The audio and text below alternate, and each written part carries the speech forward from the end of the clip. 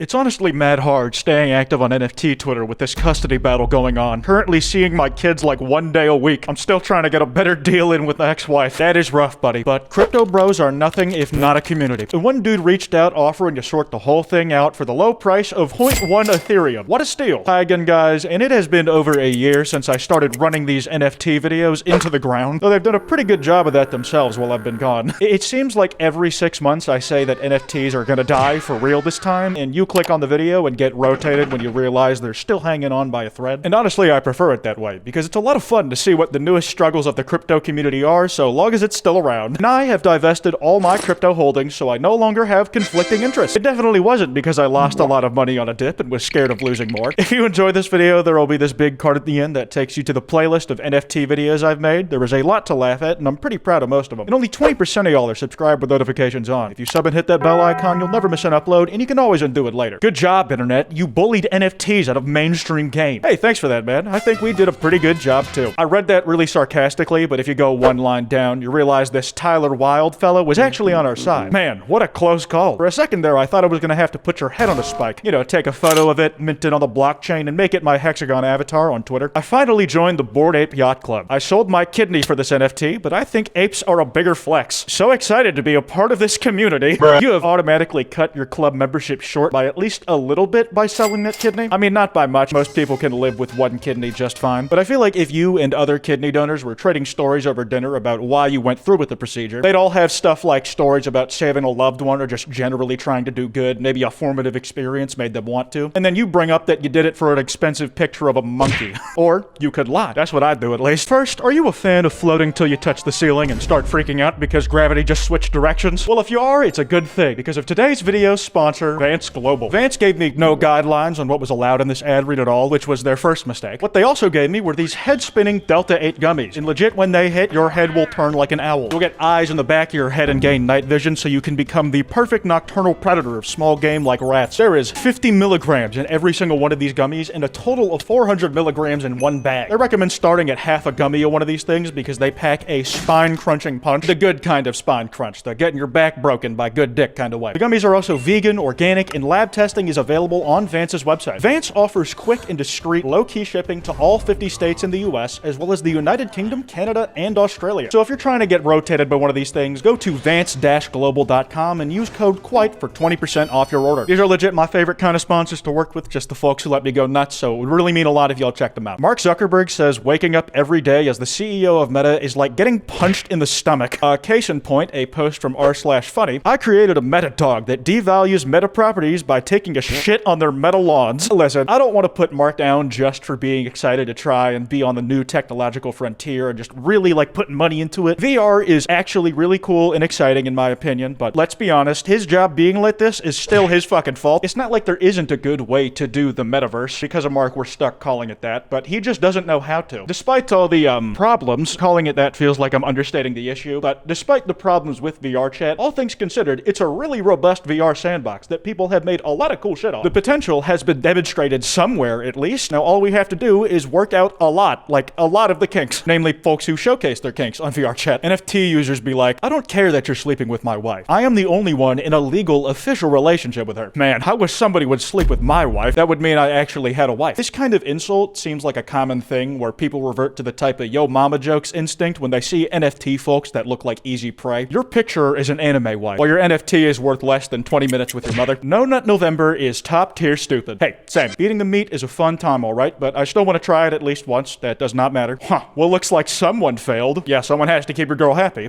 You get it. It's a whole genre of tweet. On the bright side, I found at least one guy who views people using their NFTs the same way most people would view finding out another man has been plowing your wife. Bro, this is so dumb. People are stealing my punk that I paid $225,000 for and using it as their profile picture. How is this legal? It's really been stressing me out, I'm not gonna lie. And then they put a little Lamau at the end as a cope. Haha, JK, I'm not actually stressed over these pixels, guys. Listen, I get stressed over pixels too. There's no shame in it. People dunking on crypto bros by using NFTs they bought as their profile pictures is a tale older than the crust between your toes. You have athlete's foot, by the way. And while it might be an old bit to do that kind of thing, the reactions of NFT heads actually invested in it are still a little amusing. After all, human suffering is bad when it happens to me and good when it's somebody that I don't like. Or it makes me go tee-hee. I saw a video on Instagram on how to turn $500 into $160,000 $500,000 with NFTs. The dude just bought the NFT for $500 and set the ask to $160K. Well, did some sucker buy it? Because in that case, the strat worked. In that case, the video would then become great advice on getting into the scam industrial complex. You personally may just have some moral issues about doing that to people, and it's standing between you and a bag, you big wimp. That might not be true though. I don't know how much compassion y'all got for people who would purchase NFTs to start with. The guys at Cyanide and Happiness sure don't have much. We don't do NFTs. If you saw one of us, it ain't us. And if you bought one, you got scammed. Lol.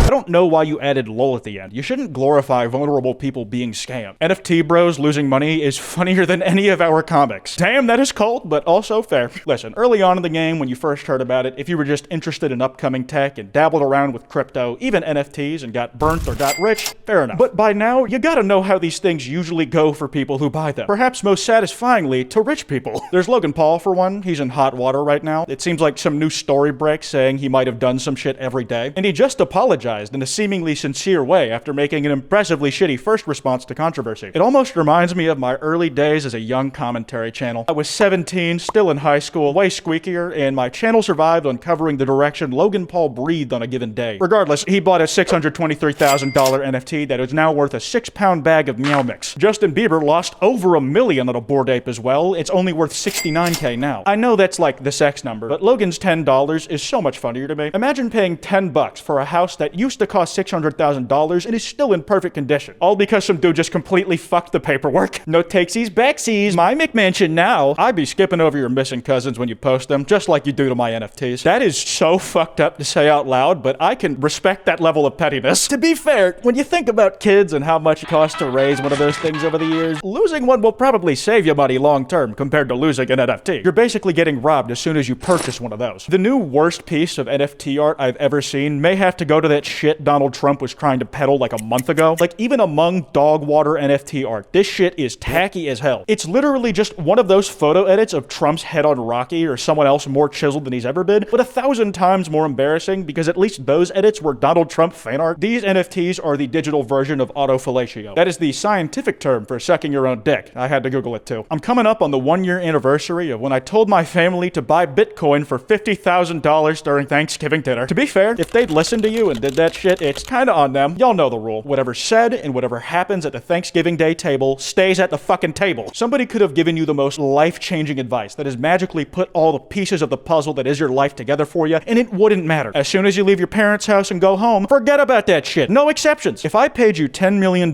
cash to go to jail for 90 days, would you do it? I've done it for free. It's not that surprising to see criminals in the crypto space. To be fair, he was only in for 90 days after all. And listen, looking down on people like that is kinda lame. I am all for rehabilitation and giving ex-cons the opportunity to reintegrate into society. The real surprise here was an NFT account offering money in physical cash. Isn't the whole modus operandi trying to make that type of currency stop existing? That offer kind of defeats the purpose of the entire thing, man. Hey, I'll be your NFT girlfriend. You can't ever touch me or interact with me in real life, but if you pay me enough money, you can go around telling people I'm yours. Dude, this is literally just Discord e-dating, except apparently you have to pay money to do this. That would be a bigger waste than actual NFTs. You can find plenty of emotionally vulnerable, lonely people your age in a server. Hell, you're probably one of them. God knows I used to be. Stay safe on the internet, fellas. You never know who you're talking to. Hell, you don't even really know who I am, and you see me every week. If you don't see me every week, you should start the big red button. In the context of that tweet, though, the NFT sounds like it's this one tweet I stole from TikTok. Had unprotected e-sex and caught an NFT. God, I am so funny. That wasn't an example of it, but I do have my moments. Elon Musk becomes the first person ever to lose $200 billion.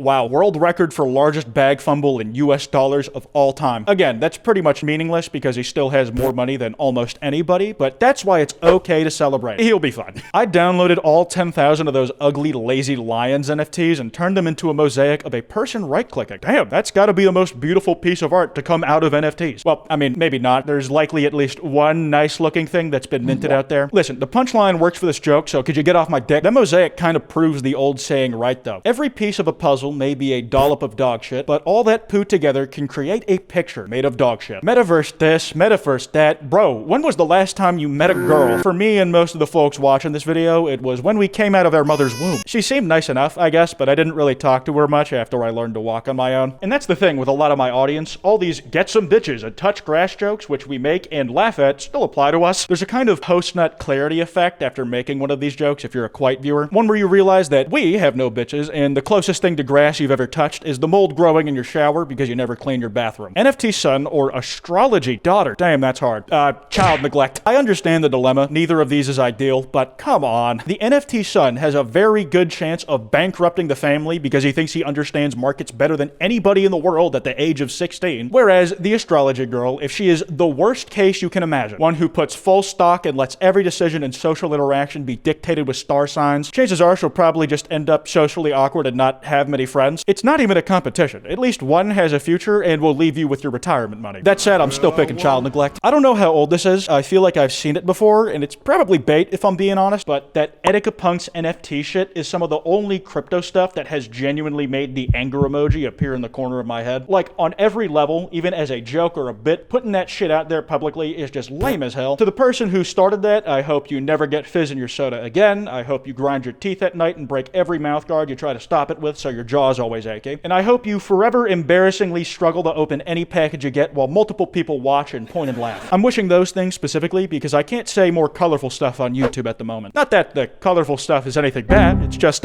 descriptive. This guy sent this tweet out to his Twitter circle only, or so he thought. Is it just me that thinks that incest should be legal if both siblings are willing to do it? The replies are open for discussion. Bruh, take me off this shit, man. Someone that guy trusted to answer the question in confidence was brave enough to be the whistleblower and share it with the world. God bless him. Sorry for including something so out of pocket this late in the video. I know you're probably at your limit by now, but that one made me giggle too much not to. And hey, why not make it worse while we're at it? About to turn 24 and I still haven't had my first kiss, except that weird shit with my cousin, but that doesn't count. I think that may have been in a previous video somewhere. I'm not sure. Do you really think I check if I'm reusing content before posting? Your expectations for my quality control are very flattering and also very naive. Even still, can you think of a more appropriate time in this video to bring this shit up again? Why has this happened in the NFT space more than once? My theory is it hasn't, actually. Neither of those dudes had the hexagon profile pictures, so they might not even be real NFT owners. I think they're probably feds, planted on Twitter to say universally brow-raising stuff to make the crypto community look bad. Yeah, the government's scared of us. That's how you know what we're doing matters. 1 year ago, I bought this llama for $1,060. It is now worth $30. Hey, that's better than Logan Paul's doing. And listen, fellas, we make fun of NFT people often because it's fun, but the hope at the end of the day is for these folks to change for the better. Okay, that's a really pretentious way of putting it, but I mean learning something from whatever they do in life like everybody else should try to. You know what I mean? I learned the hard way that crypto is a hard game, so I pussied out. And it seems like this fella has enough self-awareness to joke about the money he lost on a bad purchase, so I can respect it. I'm gonna end the video here to keep it positive. That card I mentioned should be on screen. If you enjoyed, be sure to drop a like, subscribe, and hit that bell icon. Don't go after anyone I talked about today because that's cringe, and this is all meant in good fun. Anyways, this has been Kwite, and I am the #1 meat rider NA.